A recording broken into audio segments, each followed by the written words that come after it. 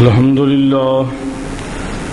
لله رب العالمين حمد الشاكرين أفضل السلام وأكمل الصلاة على سيد المرسلين قائد الغر المهجلين إمام الأولين والآخرين سيد الكونين وسيلتنا في الدارين امام القبلتين محبوب رب المشرقين والمغربين جد الحسن والحسين المزين بكل زين المنزة من كل عيب وشان نبي الأنبياء عظيم الرجاء عميم الجود والعطاء ماهي الذنوب والخطا الذي شفينا يوم الجزاء الذي كان نبيا وآدم بين الطين والماء در الله المكنون سر الله المخزون عالم ما كان وما يكون عالم ما كان وما يكون نور الأفئدة والعيون سرور القلب المحزون سيدنا ومولانا وملجانا ومأوانا وحبیبنا وطبیبنا ووکیلنا وکفیلنا ونبینا ومرشدنا وغوثنا ومغیثنا وغیثنا وغیاثنا وعوننا ومعیننا وعیننا وعیاننا سیدنا ومولانا محمد النبی المبعوث رحمت للعالمین وعلى أزواجه الطاهرات أمهات المؤمنين وعلى صحابه المكرمين المعظمين وعلى أولياء ملته الكاملين العارفين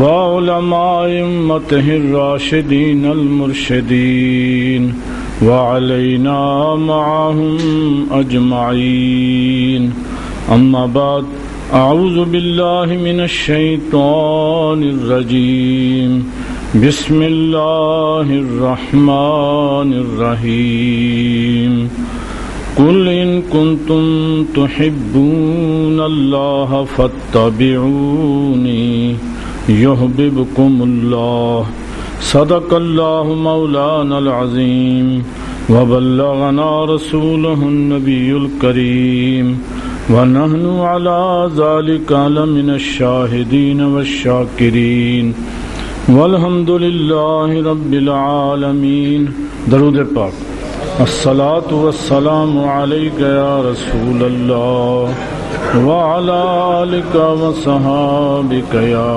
حبيب الله الصلاة والسلام عليك يا سيد المرسلين وعلى آلك وصحابك يا رحمة للعالمين حضرات گرامی معزز حاضرین کرام ذوی الاحترام، ہماری گفتگو جو جاری تھی وہ یہ تھی کہ حج کے دوران جب مدینہ پاک حاضری ہوتی ہے تو مدینہ پاک حاضری کے لیے کون سے ادب اور آداب ہیں کہ جنہیں ملحوظ خاطر رکھا جائے، کیونکہ اصل چیز جو ہے وہ ادب ہی ہوتا ہے، ادب کے ساتھ ہی سارے مسائل حل ہوتے ہیں۔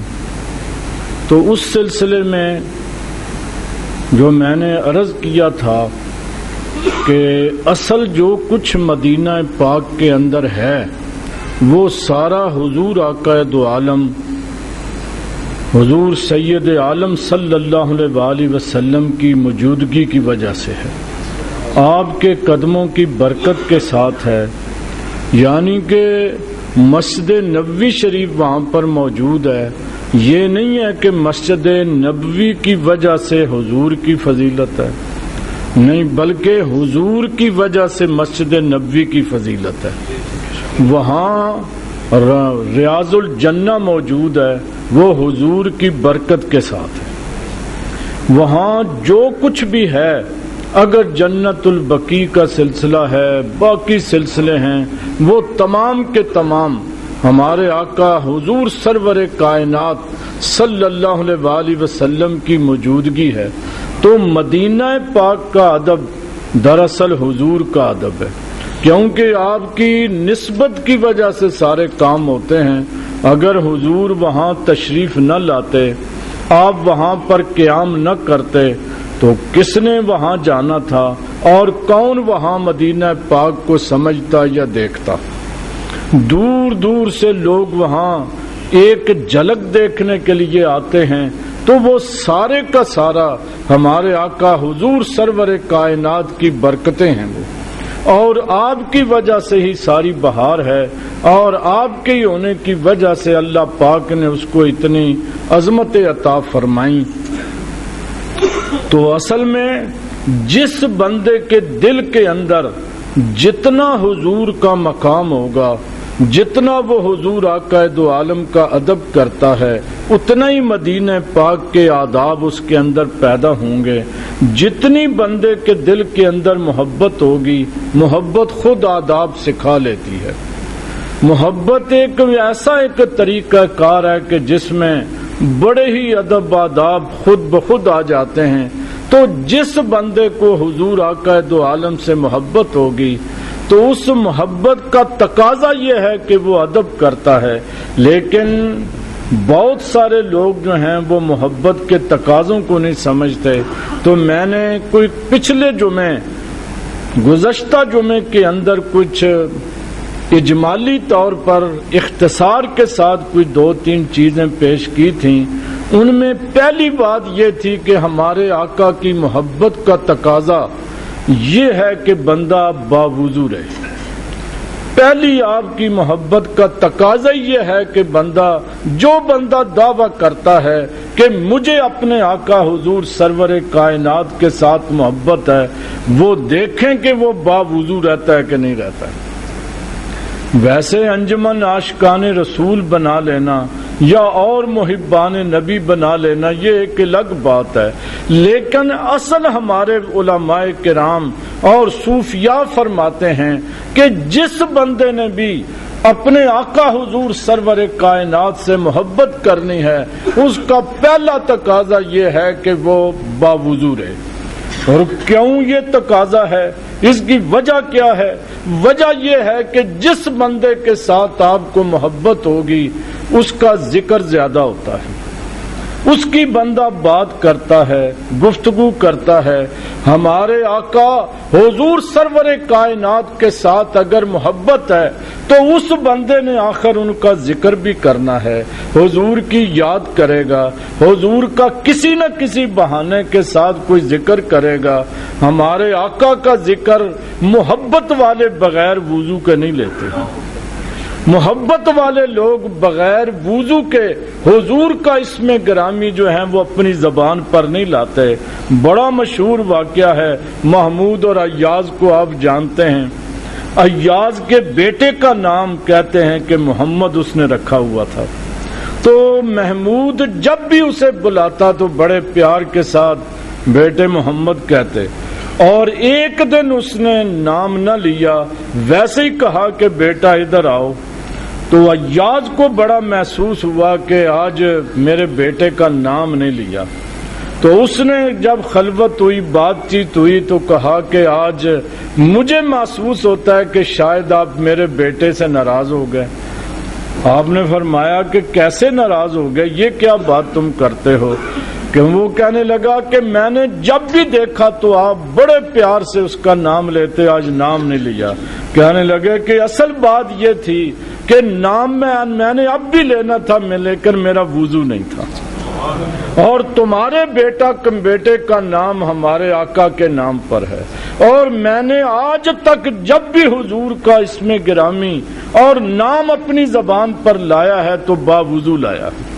آپ دیکھیں کہ محبت والے لوگ حضور کا اسم گرامی اور حضور کا نامی اسم گرامی وہ بغیر وضو کے لیتے بھی نہیں ہیں، تو اب ایک بندہ ہمارے آقا کا نام اگر بے وضو نہیں لے گا تو وضو صرف حضور کی ذات مبارکہ کے لیے اگر کر لے اور اس آپ کی محبت کے اندر صرف وضو کر لے تو حقیقت بات یہ ہے کہ بڑے ہی مسئلے حل ہو جاتے ہیں.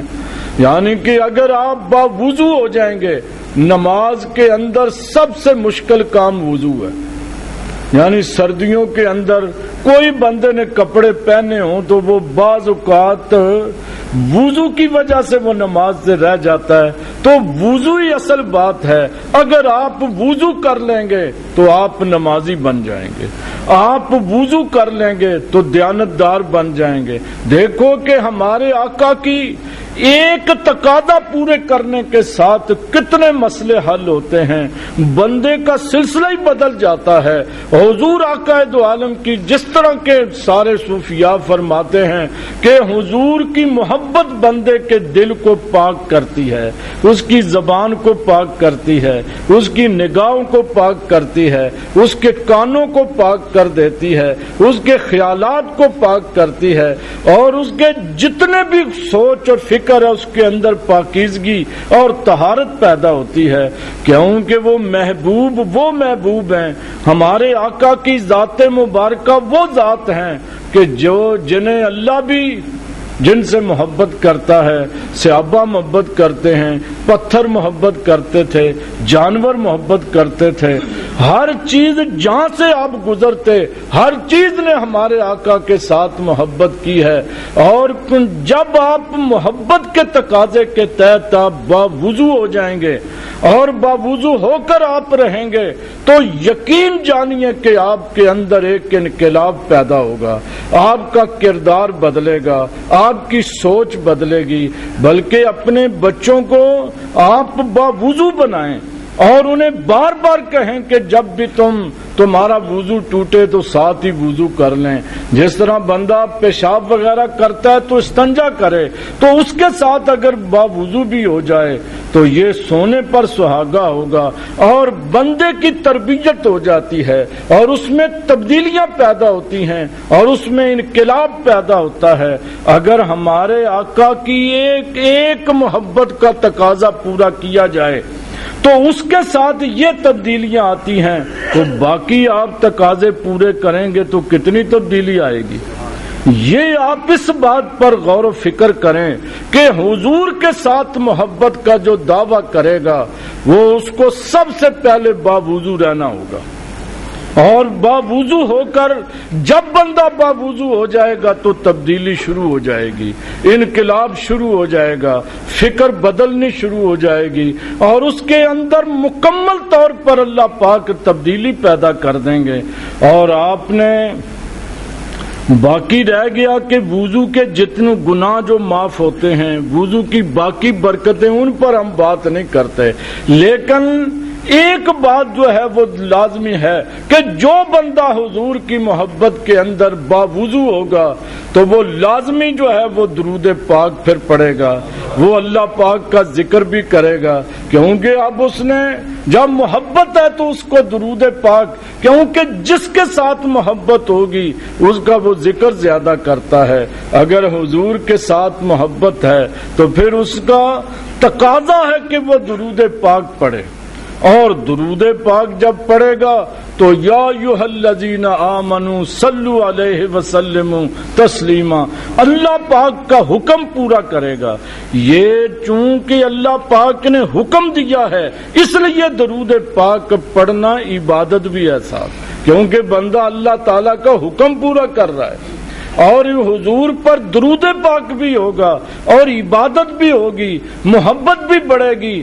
اور اس کے ساتھ جتنے انوار اور تجلیات درود پاک کے ساتھ حاصل ہوتے ہیں اتنا شاید ہی کسی چیز کے ساتھ حاصل ہو. ذرا آپ غور کریں کہ نماز خالص اللہ پاک کی عبادت ہے، مگر اس کے اندر بھی اللہ پاک نے اپنے پیارے محبوب کا سلام رکھا ہے، السلام علیکہ ایھا النبی، اور درود پاک بھی اللہم صلی علی محمد وعلی آل محمد. کس طرح یعنی کہ محبت کے ساتھ ہم ذکر کرتے ہیں. پھر آپ اذان کو دیکھیں، اذان کے اندر اشہد ان لا الہ الا اللہ بھی ہے اور اشہد ان محمد رسول اللہ. دیکھیں کہ ساتھ پہلے کلمہ توحید ہے اور پھر کلمہ رسالت بھی اس میں رکھا گیا. آپ جب ہم خطبہ پڑھتے ہیں اس خطبے کے اندر اللہ کا نام، رسول اللہ کا نام، اذان کے اندر اللہ کا نام اور اللہ پاک نے اپنے محبوب کا نام، نماز ہے اس کے اندر اللہ پاک کا ذکر اور اس کے محبوب کا ذکر. تو اس لیے حضور کا ذکر کرنا اور حضور پر درود پاک پڑھنا یہ عبادت بھی ہے اور حضور آقا دو عالم صلی اللہ علیہ وآلہ وسلم کے ساتھ محبت کا اظہار بھی ہے. اور حقیقت یہ ہے کہ جو حضور آقا دو عالم کی محبت ایک ایسی چیز ہے کہ جو بندے کے اندر انتہا درجے کی تبدیلیاں پیدا کرتی ہے. ایک تو بات یہ ہوگی کہ باوضو رہنا، یہ تقاضا ہے. دوسرا یہ ہے کہ درود پاک پڑھنا. جو محبت کا دعویٰ کرتا ہے اسے محبت کے دعوے کے اندر درود پاک وہ اکثر اسے پڑھنا چاہیے. اور تیسری بات جو ہمارے علماء کرام فرماتے ہیں، جس بندے کے اندر حضور کی محبت پیدا ہو جائے اس کے اندر خلوص آ جاتا ہے، اس کے اندر خلوص پیدا ہوتا ہے. اور وہ اگر اس کے اندر خلوص کوئی نہیں تو اس کا مطلب یہ ہوگا کہ وہ اس بندے کو محبت کوئی نہیں. خلوص کا کیا مطلب ہے؟ خلوص کا معنی اور مفہوم کیا ہے؟ خلوص کا معنی اور مفہوم یہ ہے کہ وہ پھر جب بھی کوئی کام کرتا ہے تو صرف اللہ کے لیے کرتا ہے، اپنی ذات کو نکال دیتا ہے. اس میں سے ریاکاری نکل جاتی ہے، منافقت نکل جاتی ہے، تکبر نکل جاتا ہے، غرور نکل جاتا ہے، حسد نکل جاتا ہے، بغض نکل جاتا ہے. وہ جھوٹ چھوڑ دیتا ہے، وہ غیبت چھوڑ دیتا ہے، چغلی چھوڑ دیتا ہے. کیونکہ اب اس نے جو بھی کام کرنا ہے، جو اس نے بات کرنی ہے، اس نے اگر اٹھنا اور بیٹھنا ہے تو پھر اس کا اٹھنا اور بیٹھنا صرف اور صرف اللہ اور اس کے رسول کے لیے ہوگا، اللہ کے لیے ہوگا اور رسول اللہ کے حکم کے مطابق ہوگا. تو جو بندہ حضور کے ساتھ تعلق پیدا کر لیتا ہے اور حضور سے محبت پیدا جس کی ہو جاتی ہے، اس کے اندر خلوص پیدا ہو جاتا ہے. وہ اپنے نفس سے آزاد ہو جاتا ہے، شیطان سے آزاد ہو جاتا ہے. اس کے تمام کام جو ہیں وہ صرف اللہ پاک کے لیے ہو جاتے ہیں. تو یہ کیونکہ ہمارے آقا کی ذات مبارکہ نے ساری زندگی صرف اور صرف اللہ پاک کی طرف دعوت دی اور ہر وقت آپ اللہ پاک کا ذکر کرتے. حضرت سیدہ عائشہ صدیقہ رضی اللہ تعالیٰ عنہا آپ فرماتی ہیں کان یذکر اللہ کل حین، حضور ہر وقت اللہ پاک کا ذکر کرتے تھے، یعنی 24 گھنٹے اللہ پاک کا ذکر کرتے. اور صحابہ کرام کے اندر بھی آپ نے یہ چیز پیدا کر دی اور اللہ پاک نے اس کی گواہی دی. قرآن کے اندر 4 سپارے میں ہے الذین یذکرون اللہ قیاما وقعودا وعلی جنوبہم. یہ لوگ وہ ہیں کہ جو کھڑے بھی اللہ کا ذکر کرتے ہیں، بیٹھے بھی اللہ کا ذکر کرتے ہیں اور لیٹے بھی اللہ پاک کا ہی ذکر کرتے ہیں. دیکھو کہ یہ کتنی بڑی تبدیلی ہے کہ بندہ جو ہے وہ 24 گھنٹے میں کتنے کام کرتا ہے، جھوٹ بولتا ہے، کاروبار کرتا ہے اور چغلیاں کرتا ہے، غیبتیں کرتا ہے، گالیاں نکالتا ہے، پتہ نہیں کیا کیا کرتا ہے. لیکن اللہ پاک نے فرمایا کہ یہ کھڑے بھی بیٹھے بھی کتنی بڑی تبدیلی ہے کہ جھوٹ ختم ہو گیا، مجلسیں ختم ہو گئیں. جب بھی کوئی مجلس ہوتی ہے اللہ کی بات، رسول اللہ کی بات، قرآن کی بات، دین کی بات، تم دیکھیں کہ اللہ پاک جب گواہی دیتا ہے کہ 24 گھنٹے وہ اللہ تعالیٰ کا ذکر کرتے تھے، اس سے بڑا انقلاب کیا ہوگا. ذرا غور کریں کہ یہ کتنا بڑا انقلاب ہے. ہم تو 2 منٹ کے لیے مجلسوں کو نہیں چھوڑ دے سکتے. مجالس کے اندر کیا کچھ نہیں ہوتا ہے آپ جانتے ہیں، لیکن وہ صحابہ کرام رضوان اللہ تعالی علیہم مجمعین جو ہمارے آقا کے ساتھ لگے اور ان کی محبت کے اندر جب سرشار ہوئے تو انہوں نے اپنے نفس کو چھوڑا، شیطان کو چھوڑا، مجالس کو چھوڑا، ہر چیز کو چھوڑ کر ان کے قلب پر، ذہن پر، فکر پر، سوچ پر ہر جگہ اللہ تعالی کی ذات مسلط ہو جاتی ہے. یعنی وہ اب ان کی سوچ بھی اللہ ہے، فکر بھی اللہ ہے.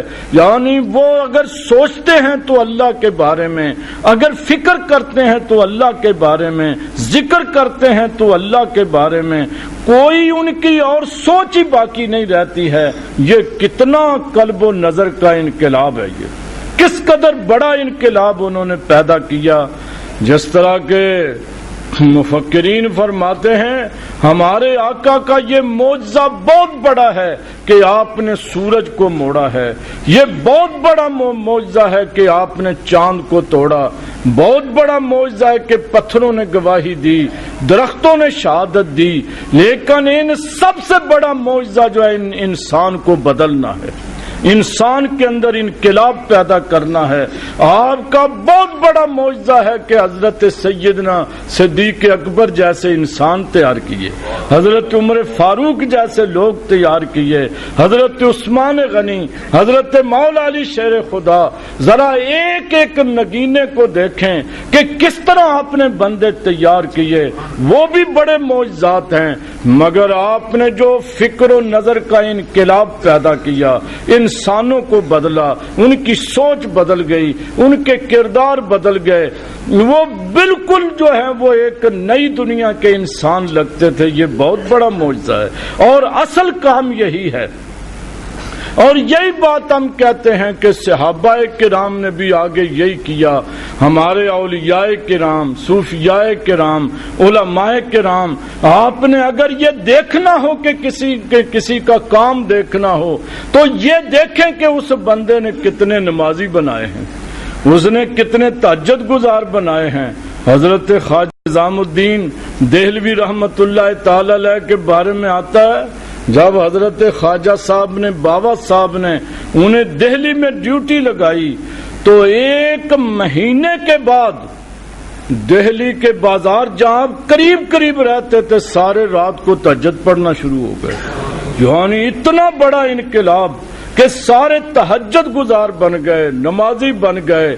ہر طرف سے ذکر اور فکر کی باتیں آتی ہیں، حرام چھوڑ دیا گیا، حلال اور طیب کی باتیں ہوتی ہیں. اتنا بڑا انقلاب پیدا کرنا اصل بات یہ ہے، اور یہ سب سے بڑی کرامت اور یہی سب سے بڑا معجزہ ہے کہ جو فکر و نظر کے اندر تبدیلی پیدا کر جائے. اور میں نے کئی دفعہ یہاں عرض کرتا ہوں، انسان گوشت اور ہڈیوں کا نام نہیں، انسان سوچ اور فکر کا نام ہے. سوچ اور فکر بدل گئی تو انسان بدل گیا. یہی سوچ اور فکر شیطان کی طرف چلی گئی تو بندہ شیطان بن جاتا ہے. یہی سوچ اور فکر رسول اللہ کی طرف چلی گئی، انسان حقیقتاً انسان بن جاتا ہے. تو آپ ذرا غور و فکر کریں اور اس بات کی طرف آپ غور کریں کہ اللہ پاک کی ذات مبارکہ نے ہمارے آقا کے ساتھ جو بندہ محبت کرتا ہے اس کے اندر ایک صفت پیدا ہو جاتی ہے کہ وہ اس میں خلوص آ جاتا ہے. اور خلوص کا میں نے عرض کیا کہ جو بھی کام کرنا ہے وہ اللہ کے لیے کرنا ہے. ہمارے آقا سے پوچھا گیا یا رسول اللہ اخلاص کیا ہے، تو ہمارے آقا نے بڑی مختصر سی تعریف فرمائی. فرمانے لگے الحب للہ والبغض للہ. فرمانے لگے کہ تم نے محبت بھی اللہ کے لیے کرنی ہے اور دشمنی بھی اللہ کے لیے کرنی ہے. ذات کے لیے نہ کسی سے محبت ہوگی نہ کسی سے دشمنی ہوگی. آج ہماری محبتیں بھی مفاد کے تحت ہیں اور ہماری دشمنیاں بھی اپنے مفاد اور نفس کے تحت ہیں. دیکھو کتنے لوگ ہیں جو ہم میں صرف اللہ کے لیے محبت کرنے والے اور اللہ کے لیے دشمنی رکھنے والے، بلکہ ہمیں تو اللہ اور اس کے رسول کے مخالف ہونے کا افسوس ہی کوئی نہیں ہوتا۔ ہمیں اس بات کا کبھی افسوس ہی نہیں ہوتا کہ میرا بیٹا نماز نہیں پڑھ رہا ہے، میرا بیٹا یاد الہی نہیں کرتا، میرا بیٹا حضور کی سنت پر عمل نہیں کرتا، اس کے پاس ایمان اور ہدایت کی دولت نہیں ہے، ہمیں کوئی بات نہیں۔ ہاں یہ ہم ضرور سوچتے ہیں کہ اس نے آج سکول نہیں پڑھا، یہ آج کاروبار پر نہیں گیا۔ اگر سکول نہیں جاتا تو ہمیں افسوس ہوتا ہے، اور اگر کاروبار پر نہیں جاتا ہے تو افسوس ہوتا ہے، نوکری پر اگر نہیں جاتا، پیسے کی کمی بیشی ہوتی ہے تو ہمیں افسوس ہوتا ہے، مگر ایمان کی کمی، ایمان کا نقصان، ہدایت کا نقصان، نماز کا نہ پڑھنا ہمیں قطعی کوئی افسوس نہیں ہوتا۔ اب یہ لمحہ فکریہ ہے کہ ایک مسلمان ہو کر ہمارے بچے جو ہیں وہ آج اسلام کی شناخت بھول رہے ہیں، ہمیں کوئی پتہ نہیں کہ اسلام کیا چیز ہے، قرآن کیا ہے، حدیث کیا ہے، اللہ کیا ہے، رسول کیا ہیں، ہمیں اپنی بھی شناخت اب کوئی نہیں کہ ہم مسلمان ہیں تو کیوں ہیں، صرف مسلمانوں کے گھر میں پیدا ہو گئے۔ لیکن بات وہی آتی ہے جو علامہ اقبال نے کہی، وائے ناکامی متائے کارواں جاتا رہا، کارواں کے دل سے احساس زیاں جاتا رہا، یعنی کہ ایک تو سامان لٹ گیا، اس کا تو افسوس ہونا چاہیے تھا، لیکن کارواں کو سامان لٹنے کا بھی افسوس کوئی نہیں۔ افسوس ہو، احساس پیدا ہو تو پھر کمیاں پوری ہو جاتی ہیں۔ جتنا آج مسلمان قوم کا نقصان ہوا، ہمارا دین لٹ گیا، ہمارا ایمان لٹ چکا ہے، ہماری دید و دانش ساری لٹ گئی، ہمارے پاس ہدایت موجود نہیں، ہماری تہذیب موجود نہیں، ہمارا تمدن ختم ہو گیا، قرآنی معاشرہ ختم ہو گیا۔ جس امت کا قرآن نے ذکر کیا وہ امت کہیں نظر نہیں آتی، لیکن اس پر سب سے بڑا نقصان یہ ہے کہ ہمیں احساس نہیں کہ ہمارا نقصان ہو چکا ہے، یعنی کہ اللہ اور اس کے رسول سے دوری کو ہم نقصان نہیں سمجھتے، حضور کی محبت نہ ہو تو اسے نقصان نہیں سمجھتے، اللہ پاک کی نافرمانی کو ہم نقصان نہیں سمجھتے، نقصان سمجھتے ہیں صرف دنیاوی مفاد کو۔ یہ بہت بڑا نقصان ہے، اور یہی بات ہے کہ ہمیں احساس بھی موجود کوئی نہیں۔ اب کیا کریں؟ یورپ نے ہمارے ذہنوں سے اللہ کو نکال دیا، رسول کو نکال دیا، دین کو نکال دیا، قرآن کو نکال دیا، تعلیم کے نام پر ہمیں اللہ اور اس کے رسول سے دور کر دیا۔ ہم تعلیم اور تعلیم پر اربوں ڈالر وہ خرچ کر رہا ہے، اب اسے کچھ کرنا ہی نہیں پڑتا، وہ کہتا ہے میں تو تعلیم دیتا ہوں، لیکن وہ تعلیم دے کر ہمیں ہر چیز سے اس نے ہمارا ایمان بھی لوٹ لیا، ہماری ہدایت بھی لٹ گئی، ہمارا قرآن جو ہے اسے اب کوئی پڑھنے کے لیے تیار ہی موجود نہیں، رسول اللہ صلی اللہ علیہ وسلم کے بارے میں ہم جانتے ہی نہیں ہیں۔ اور آپ کو میں نے ایک دفعہ آگے بھی سنایا کہ پچھلے سال جو او لیول کے پتہ نہیں اے لیول میں پورے پاکستان سے ایک بچی فرسٹ آئی اسلام آباد کے اندر، اس سے پوچھا کہ تمہارے پیغمبر کون ہے، تمہارے رسول کون ہے؟ وہ کہتی ہے قائد اعظم۔ یعنی اگر یہ ہماری تعلیم کا حال ہے، اور پھر او لیول ہم سے آپ زیادہ جانتے ہیں کہ او لیول کے اندر اور اے لیول کے اندر جو کہانیاں ہیں اس میں سے ایک کہانی بھی اور کوئی بھی چیپٹر ایسا نہیں کہ جس میں اسلام کی بات ہو، جس میں کسی اللہ کے بندے کی بات ہو، وہ تمام انہوں نے اپنے انگریزوں کے بارے میں ساری لکھی ہیں۔ یعنی کہ جب بچے پڑھیں گے وہ تو ان کے بارے میں جانیں گے، جب کوئی ایک چیپٹر بھی اللہ کے بارے میں، رسول اللہ کے بارے میں، خلفائے راشدین کے بارے میں، قرآن کے بارے میں، آیات کے بارے میں جب سلسلہ ہے ہی نہیں تو بچے سیکھیں گے کہاں سے؟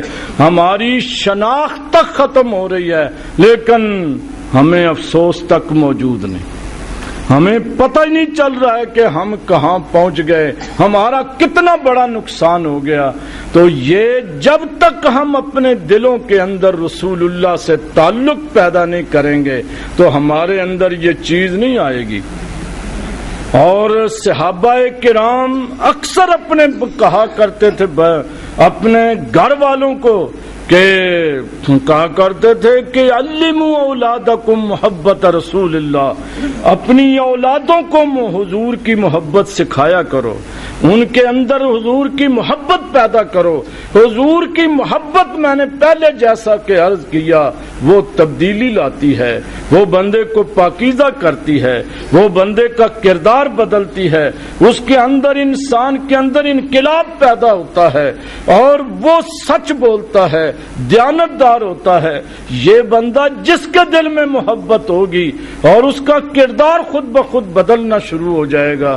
تو لیکن میں نے جیسا کہ پہلے عرض کیا کہ آج یہ دور یہ جا رہا ہے کہ ہمیں اپنے آقا کے ساتھ تعلق تو بڑی زیادہ پہچان ہی نہیں رہی ہے کہ آپ کون ہیں۔ تو آپ اس نقصان کا احساس پیدا کریں اور اس کو ایک تحریک کے طور پر لیں، خود بھی اس پر عمل پیرا ہوں، اپنی اولادوں کو بھی بٹھا کر اس کے بارے میں کوئی نہ کوئی تھوڑا بہت سبق دیا کریں اور یہ حضور کی محبت کے تقاضے بھی انہیں سکھائیں اور انہیں کہیں کہ باوضو رہیں، انہیں کہیں کہ وہ درود پاک پڑھیں اور انہیں کہیں کہ اپنے اندر اب خلوص کو پیدا کریں۔ جس قوم اور جس فرد کے اندر خلوص پیدا ہو جاتا ہے وہ قوم اعلیٰ ترین قوم ہوتی ہے، وہ بندہ اعلیٰ ترین بندہ ہوتا ہے جس میں خلوص ہوتا ہے۔ یہ قومیں بھی اور افراد بھی خلوص سے بنتے ہیں، خلوص کے بغیر کوئی قوم نہ آگے بڑھ سکی ہے نہ آئندہ بڑھے گی۔ وما علینا الا البلاغ۔ ضروری اعلان: درس مکتوبات امام ربانی روزانہ بعد نماز عصر تا مغرب دارالحدیث دارالعلوم نقشبندیہ امینیہ المعروف گول مسجد 477 ماڈل ٹاؤن میں شیخ الحدیث و تفسیر حضرت علامہ مفتی محمد نصرت اللہ مجددی مدظ اللہ العالی ارشاد فرماتے ہیں، شرکت فرما کر اپنے علمی و ادبی ذوق کو دوبالا کریں۔ شکریہ۔